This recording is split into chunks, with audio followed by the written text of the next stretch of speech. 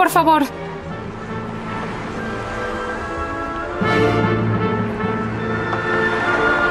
Quédese.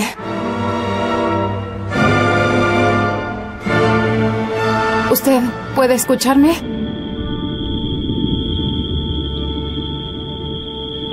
¿Puede escucharme?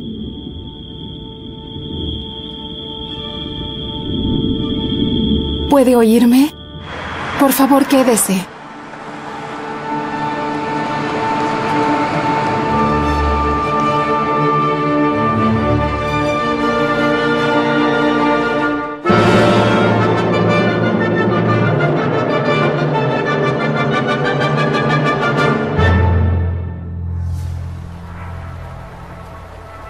Viena, 26 de marzo de 1827. En la madrugada muere Ludwig van Beethoven, a los 56 años de edad, en su apartamento de la calle Schwarz-Panierstraße.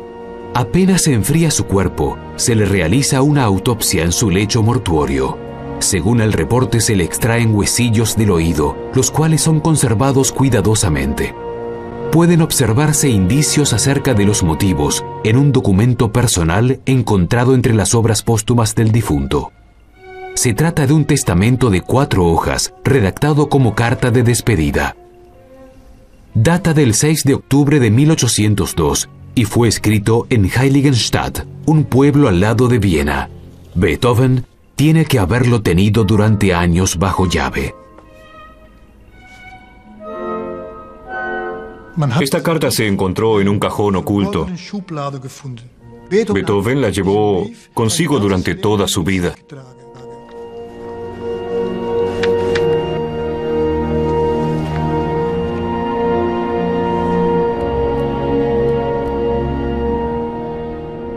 Vosotros, hombres que me consideráis terco y hostil, qué injustos sois conmigo. Vosotros no conocéis la causa oculta de lo que veis. Simplemente no me es posible decir, gritad, soy sordo. No faltó mucho para que yo mismo terminase con mi vida.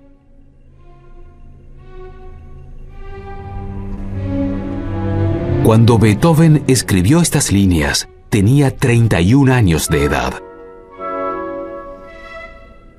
Él describe primero que se fue quedando sordo. En segundo lugar, que más que nada no puede escuchar los tonos agudos. Él describe, en tercer lugar, que tiene zumbidos en los oídos y, en cuarto lugar, que cuando se supera un determinado volumen, le molesta mucho, incluso le resulta insoportable.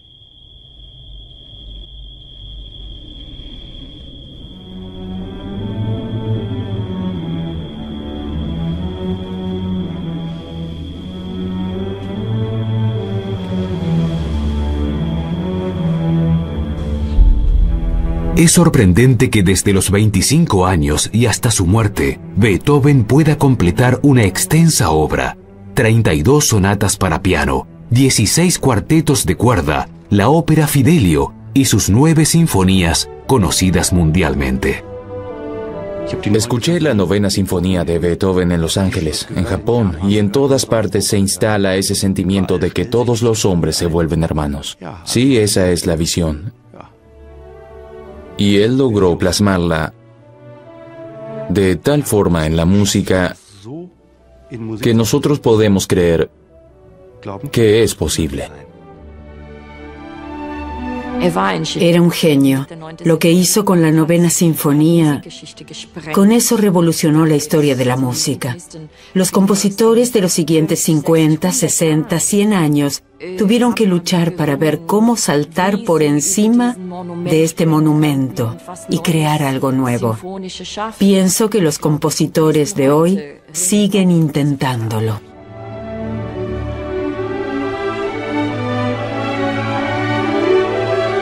Casi toda la obra de Beethoven que conocemos, y sobre todo la parte que consideramos genial, nació en la época en la que él ya tenía problemas de audición.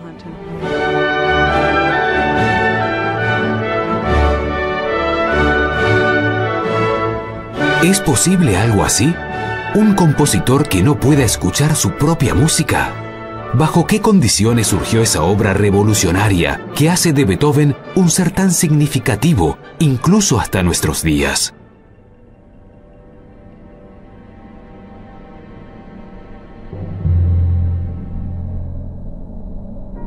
Cuando comenzó su enfermedad, Beethoven vivía desde hacía 10 años en Viena.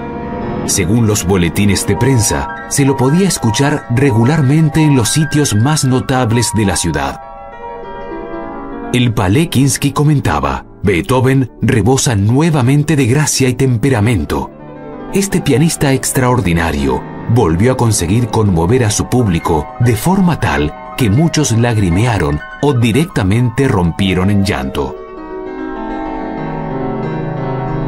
Se encuentran numerosos artículos acerca del efecto abrumador que tuvo Beethoven en su público. Sin embargo, no se encuentran indicios acerca de su sordera.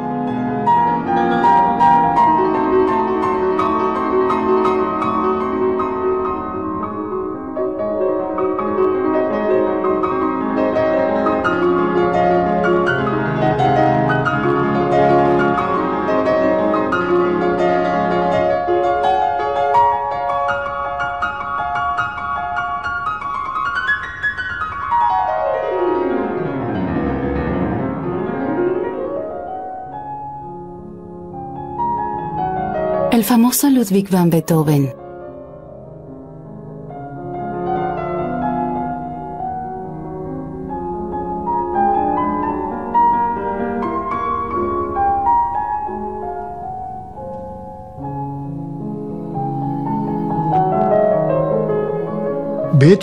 Beethoven era, en primer lugar, un pianista virtuoso que electrizaba a su público con sus improvisaciones.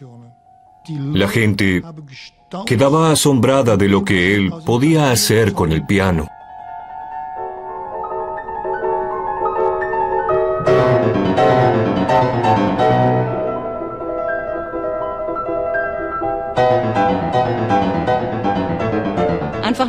Porque muchos sabían tocar el piano, pero Beethoven inventaba, improvisaba libremente con el piano, y lo hacía con una calidad que era incomparablemente superior a todo lo que los otros habían hecho hasta el momento. Con 22 años, Beethoven se trasladó de Bonn a Viena. Como natural de Renania, tuvo que afirmarse en una ciudad que aún era desconocida para él. Aquí los emperadores y la alta nobleza hicieron florecer una cultura musical que era única en Europa. Desde la muerte de Mozart, Joseph Haydn es el compositor más prominente de la ciudad. Como mucho, a los 32 años de edad, Beethoven es tan exitoso que se asegura el acceso a los círculos más altos. Pero su dependencia es enorme. La publicación de sus primeras composiciones solo es posible gracias a la financiación que recibe de admiradores de la aristocracia, quienes a menudo son más jóvenes que él. Se piensa que les ocultó sus problemas de audición. Tanto Mozart como Beethoven tuvieron que lidiar con la contradicción de, por un lado, vincularse continuamente con los más poderosos del mundo. Ellos mismos eran cortejados y tenían, por momentos, la imagen ilusoria de pertenecer, de ser parte de ellos, aunque en realidad no lo eran. Pero Beethoven pareció no querer aceptar las barreras sociales reinantes. En numerosas cartas puede leerse que una y otra vez se enamoró apasionadamente de mujeres aristócratas. Por supuesto, él se considera igual a cualquier miembro de la nobleza. Él tiene la misma bondad de corazón, la misma sensibilidad, la misma moral. Estas son todas cosas importantes para Beethoven, y él cree que gracias a su arte está al mismo nivel.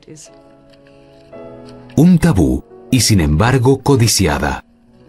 También Josephine Gräfin von Brunswick es una de las mujeres que por su clase son inalcanzables para él. Beethoven conoció a Josephine von Brunswick en el año 1799. Era una alumna de piano de 20 años de edad, preciosa y aristócrata. Ese mismo año, y conforme a su nivel social, ella contrae matrimonio con el conde Joseph Daim.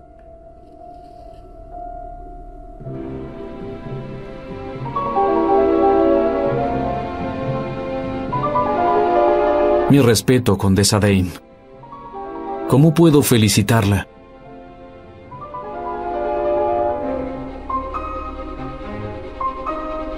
como corresponde. Y esto también vale para usted. Entonces dígale a su conde... Condes hay muchos. Y siempre lo sabrá. Beethoven hay uno solo.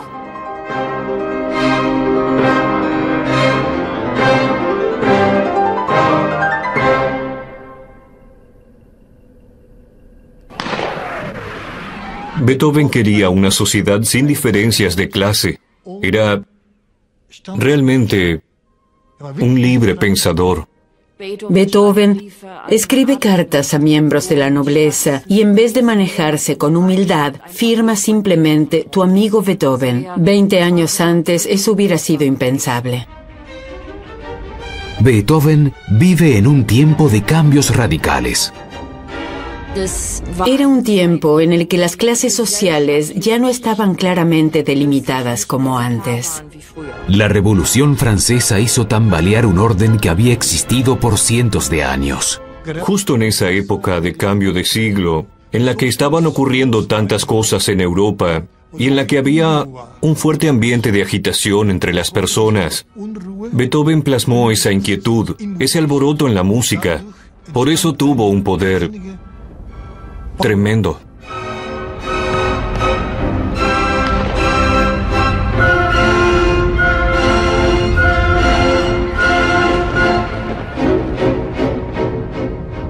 Es esa fuerza de voluntad en la música la que me parece atractiva.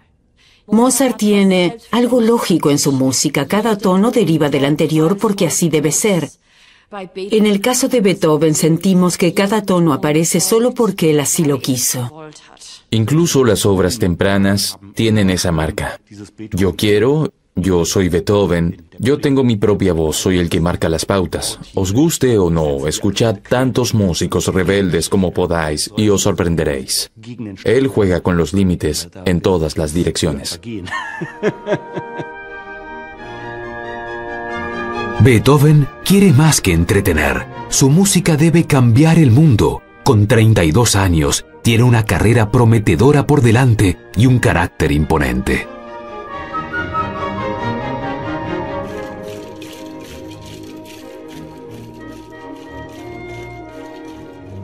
¿Qué quiere tomar?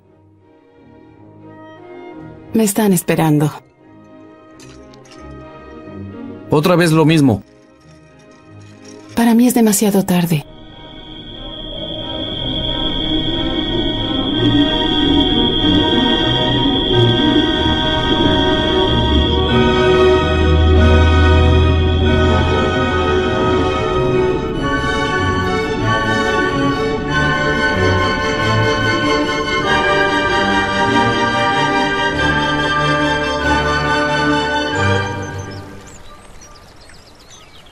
Parece que Beethoven puede ocultar sus problemas de audición con éxito, pero lo que llama la atención es que a menudo se retira por meses a la soledad de la naturaleza. En junio de 1802 se hospeda en Heiligenstadt, muy cerca de Viena.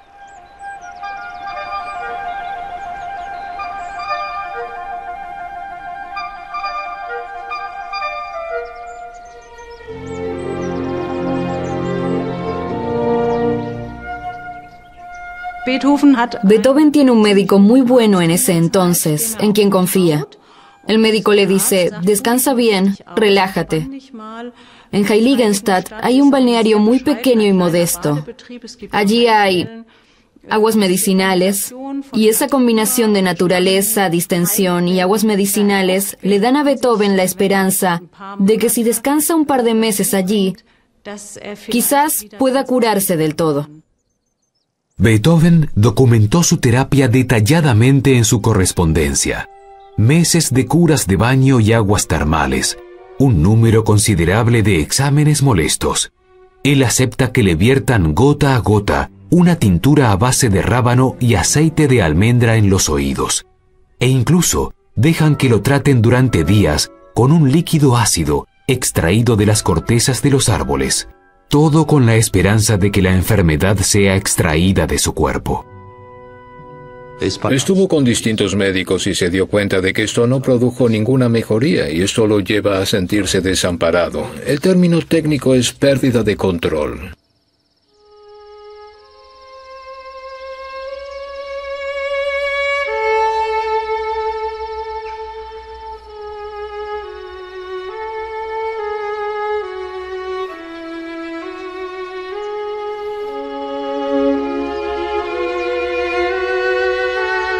Luego de 3 meses de tratamiento, tiene que admitir que su capacidad auditiva no ha mejorado.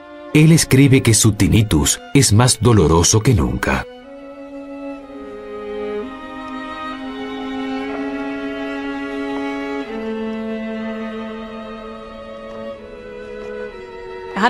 Por mucho tiempo había tenido la esperanza de poder curarse. En otoño se ve obligado a aceptar que esa esperanza se ha frustrado. Presiente que posiblemente se trate de una enfermedad crónica, y eso lo hace caer en una profunda desesperación.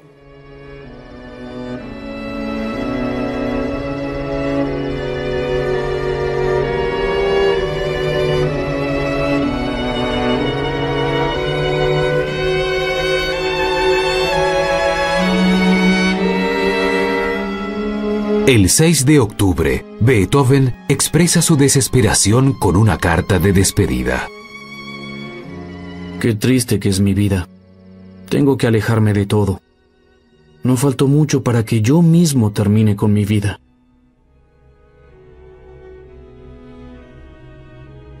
En el testamento de Heiligenstadt describe su enfermedad en su totalidad, inclusive las repercusiones que tiene en su vida, y habla de suicidio, de quitarse la vida. Entonces decidió volver a Viena. ¿Cuándo exactamente tomó Beethoven esa decisión? No se sabe. Lo único seguro es que en muy poco tiempo perdería la audición.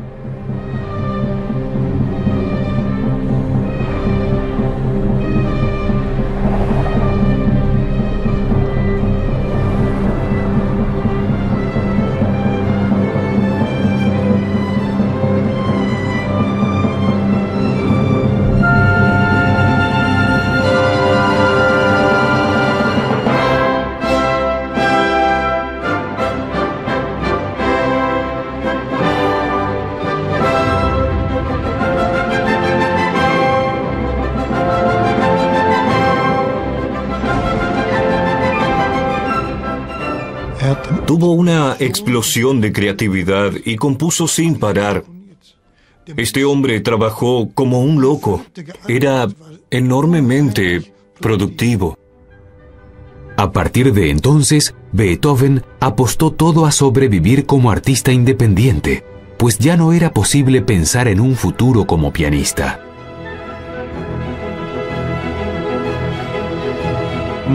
Mozart fue un pionero en lo que es la profesión del compositor freelance. Y Beethoven quiso seguir sus pasos. Beethoven forjó con gran cálculo la construcción de una existencia independiente. Negociaba con editores, buscaba sponsors y organizaba conciertos en los sitios con más renombre de la ciudad. No solo era un genio respecto a la música, también parece haber sido un genio en lo que es autogestión, en el sentido más amplio de la palabra. De lo contrario, nunca hubiera podido vencer sus problemas como lo hizo. En 1806 escribe a Bonn que recibe tantos encargos que casi no da abasto y siempre tiene 6 o 7 editores a su alrededor que quieren algo de él. Cuenta que llegó al punto de no tener que negociar más por un precio, sino yo exijo y se me paga. Está orgulloso de eso. Escribe a Bonn, lo he conseguido. En menos de 9 años, acaba un número enorme de sonatas para piano, 5 conciertos de piano y 8 de sus sinfonías conocidas mundialmente. Casi inimaginable, pero tan solo una década luego de su crisis en Heiligenstadt, Ludwig van Beethoven se vuelve el compositor más popular de toda Viena.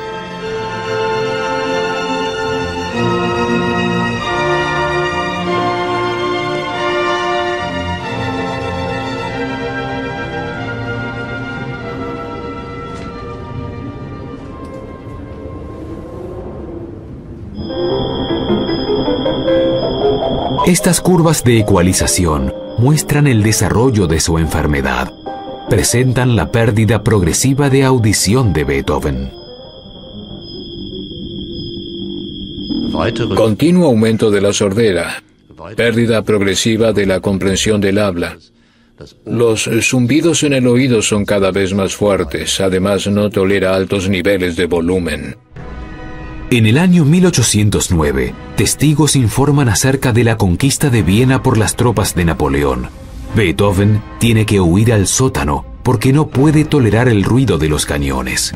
A más tardar, en 1812, su enfermedad es de conocimiento público. En el año 1814, Beethoven encarga 4 aparatos de funcionamiento mecánico para poder hacer uso de lo poco que le resta de audición. No se trata de instrumentos de tortura, sino de unos tubos para los oídos que en aquel entonces fueron fabricados especialmente para él. Es muy posible que le hayan permitido recuperar algo de su audición. Tiene que haberle costado mucha energía no solo estar enfermo, sino el haber lidiado con esta enfermedad. Una y otra vez intenta encontrar algo que lo ayude. Estudia y lee muchos libros sobre acústica, medicina y homeopatía. También está dispuesto a someterse a cualquier terapia que le sea recomendada. Nunca abandona la esperanza de curarse. Una nota personal deja entrever que Beethoven probó incluso experimentos muy peligrosos con electricidad. El método se llama galvanización y se utilizó en casos muy serios de sordera.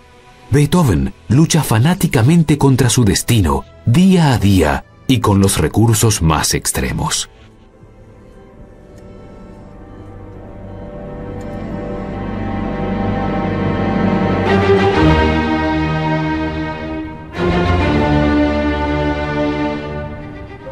Aunque con un dolor inmenso, trabaja como un poseído, con enorme impulso creativo y ganas de vivir.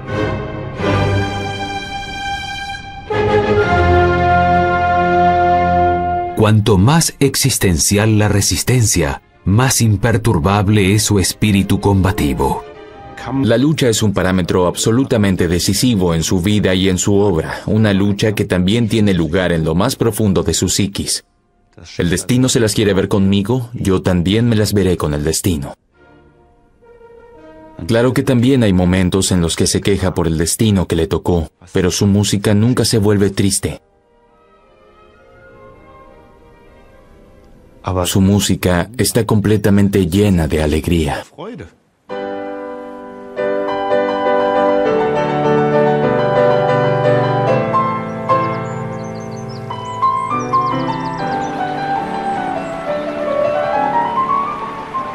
Lo que debe ser tener la suerte de sentarse y escribir los primeros compases del cuarto concierto para piano. Qué felicidad debe haber sentido, pues él se dio cuenta con seguridad. Esto que estoy haciendo es una genialidad y el mundo aún no lo ha visto.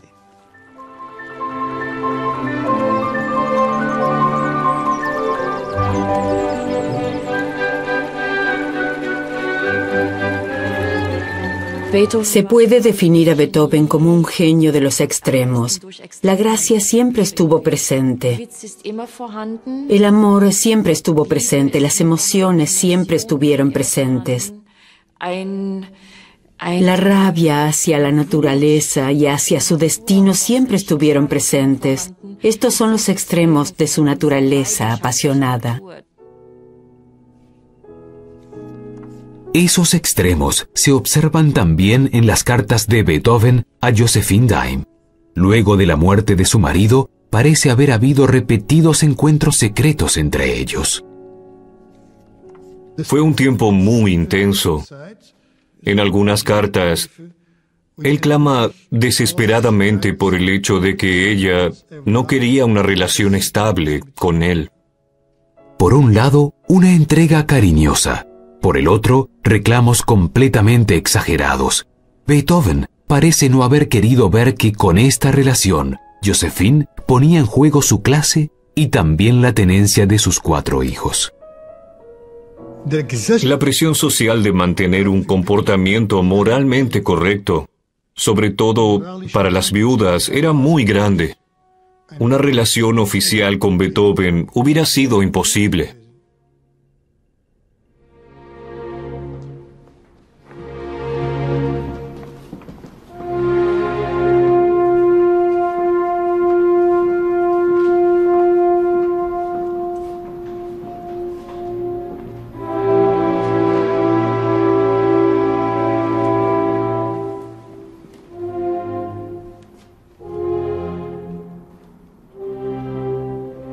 ¿Aquí?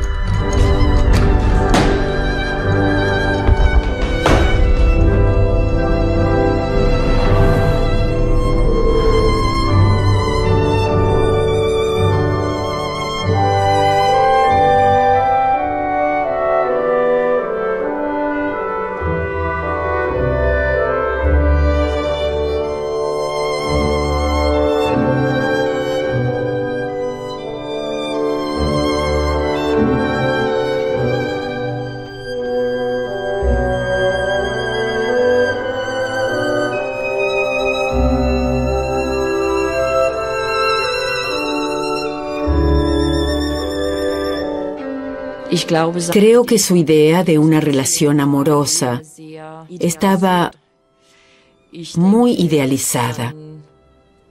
Pienso en Fidelio, donde él presenta a una mujer que lo sacrifica todo por el gran amor de su vida. Pero no hay ninguna escena de amor en la obra. Beethoven queda soltero. Solo escribe una obra. En Fidelio, la fe inquebrantable en el amor libera del calabozo al héroe que estaba destinado a morir. A lo largo de las décadas, Beethoven revisa una y otra vez este material. En noviembre de 1814, el ensayo general. Un testigo de su época contó: Beethoven estaba parado junto a nosotros y agitó salvajemente la batuta en todas las direcciones. Una y otra vez se venía todo abajo. Poco a poco fuimos comprendiendo.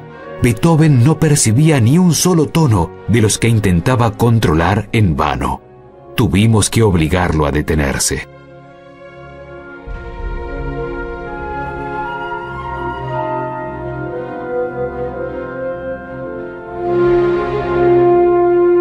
Dicen que se refugió en su casa de Mölkerbastei y no habló con nadie por un largo tiempo.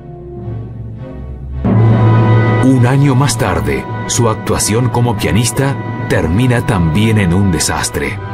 Beethoven está en la mitad de los 40 y ya no está en condiciones de interpretar su música.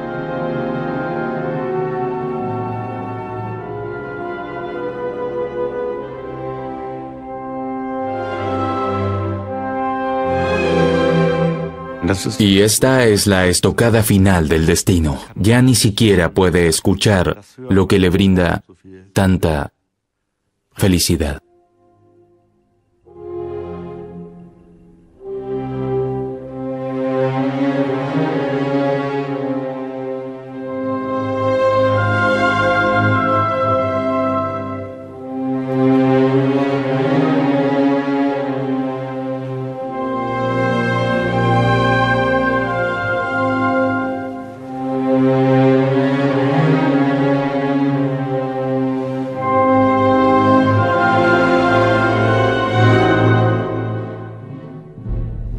A partir del año 1819, y para poder comunicarse, Beethoven llevaba siempre consigo un cuaderno. Produjo entonces más de 400 de estos cuadernos, y esto es un indicio claro de que su sordera era absoluta o casi absoluta, lo que le impedía una comunicación normal con otros. La mayoría de estas conversaciones documentadas parece haberlas escrito en una cantina. Estas fuentes muestran una imagen auténtica de Beethoven y su anhelo de sociabilidad. Él tenía mucho humor, pero también era colérico. Se aprovechó de algunas personas. Es una imagen que se divide. Tiene ese lado suave, cariñoso, lleno de humor, y también ese lado oscuro. El furioso, tempestuoso, injusto. Pienso que fue un hombre muy desgarrado.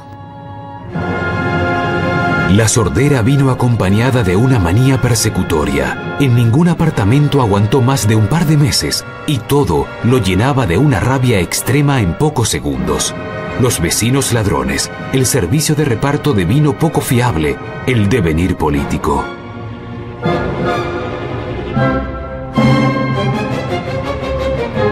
Luego de un período de guerras, se perdieron todas las esperanzas revolucionarias.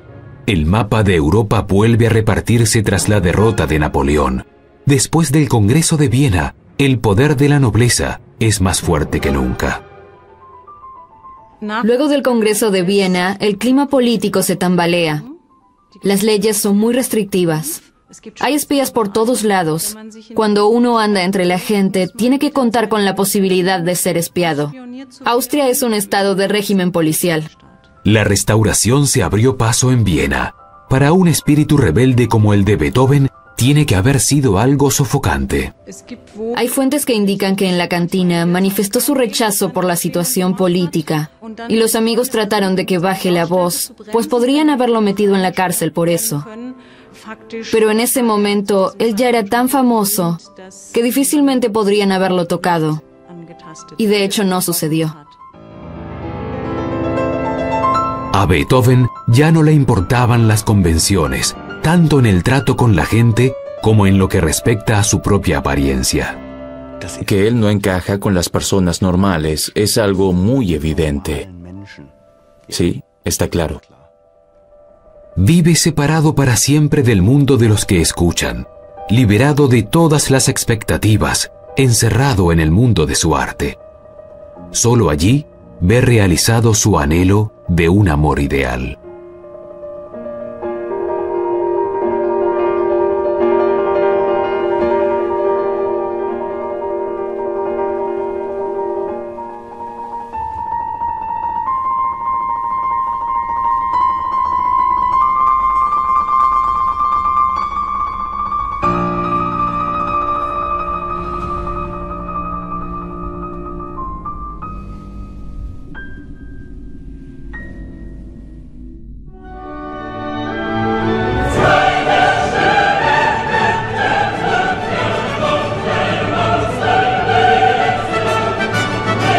Con poderosas obras corales, como la Novena Sinfonía y la Missa Solemnis, Beethoven siguió sumando grandes éxitos de público. El 7 de mayo de 1824 tuvo lugar el estreno, pero Beethoven ya no podía escuchar el aplauso de su público.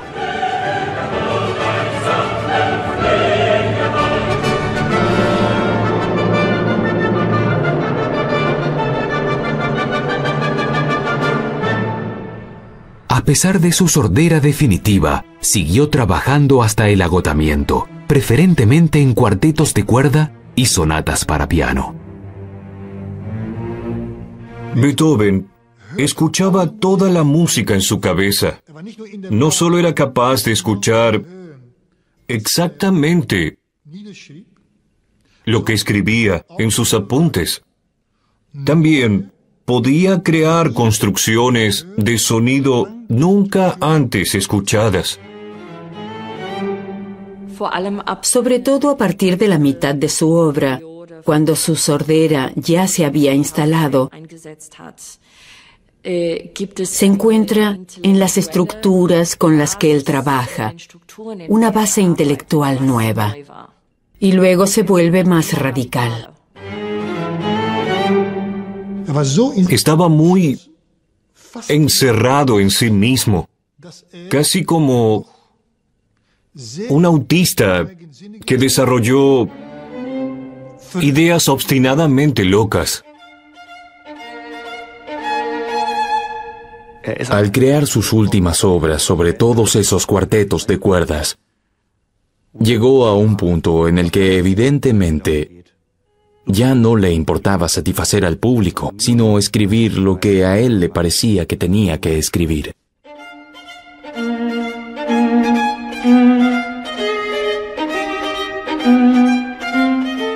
Las obras son extrañas y lo serán por siempre, porque se encuentran fuera de todo tiempo. Por supuesto, tienen una influencia en la obra de Wagner, de Schoenberg, en la música más moderna, pero él sigue estando más allá de todo eso. Se nos adelantó años luz a esferas que no podemos adivinar.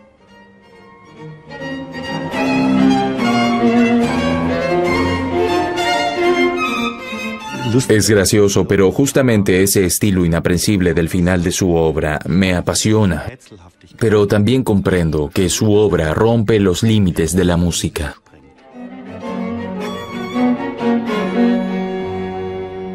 No tenemos una verdadera chance de saber hasta dónde llegaron sus pensamientos, porque él nunca pudo escuchar o dar el visto bueno sobre lo que había creado.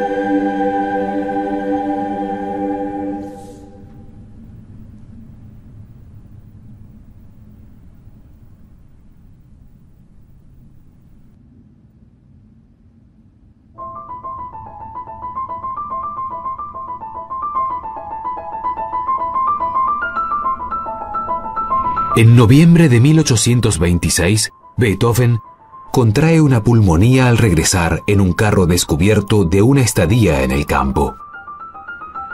Durante años luchó no solo contra su sordera, sino también contra enfermedades fuertes e infecciones. En ese momento, su cuerpo está tan débil que termina colapsando.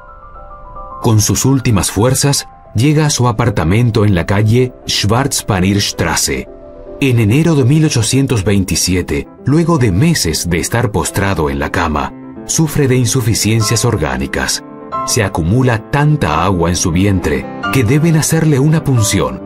Beethoven escribe: "Lamentablemente hasta hoy no puedo vislumbrar el fin de mi enfermedad.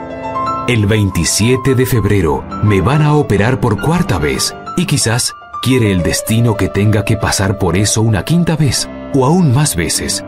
Si esto continúa así, ¿qué será de mí?".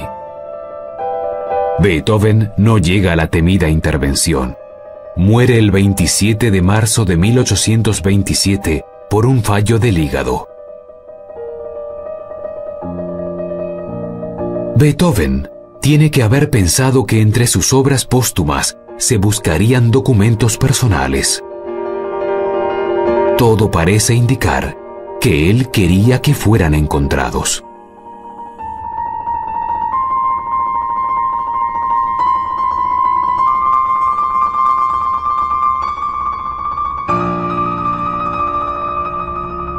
Oh, hombres, cuando vosotros algún día leáis esto, sabed que habéis sido injustos conmigo. Incluid esta hoja en la historia de mi enfermedad, para que el mundo se reconcilie conmigo. Cuando Beethoven redactó su testamento a los 31 años de edad en Heiligenstadt, tiene que haber previsto cuán solitaria iba a ser su vida como sordo. Pero él tomó la decisión de luchar. El arte le dio la fuerza de liberarse radicalmente de todas las expectativas de su época y solamente escuchar su voz interior.